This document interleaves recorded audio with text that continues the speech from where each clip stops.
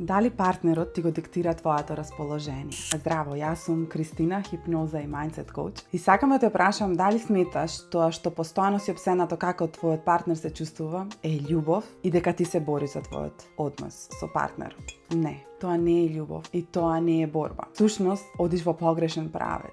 Тоа како тој се чувствува е негова задача, а не твоја. Твое да откриваш зошто ти така се чувствуваш, кога тој е фрустриран, кои тригери кај тебе се јавуваат кога нешто ќе ти каже и што е тоа што за тебе може би повеќе е no-go. Ти веќе нема да го трпиш и се повторува постојано. Тоа не значи дека треба да се разделиш од него. Напротив, јас сум поборник за тоа дека треба да го пронајдеш предизвикот во себе, каде бил коренот, каде потекнува, на што те потсеќа тоа, на која личност од твоето минато, кој се однесуваше така со тебе и што е тоа што можеш од денес понатаму да го гледаш поинаку за твојот партнер. Јас сум сведок дека кога работиме на себе и многу мои клиентки кои работеле длабоко на суштината во себе, не само што им се подобрил односот со партнерот, туку останале многу посамостални емотивно. Веќе не се жртви на туѓото расположение, туку знаат да се себе регулираат, да ги разберат другите, да се повлечат, да се одвојат себе си како идентитет од што другите прават или кажуваат. Тоа е една голема мој. Сето ова ќе го учиме на self-love крузот во Охрид, каде што првенствено ќе дојдеме до коренот зошто имаме тригери, зошто немаме центар во себе, а потоа тоа ќе го трансформираме и од бродот ќе слезите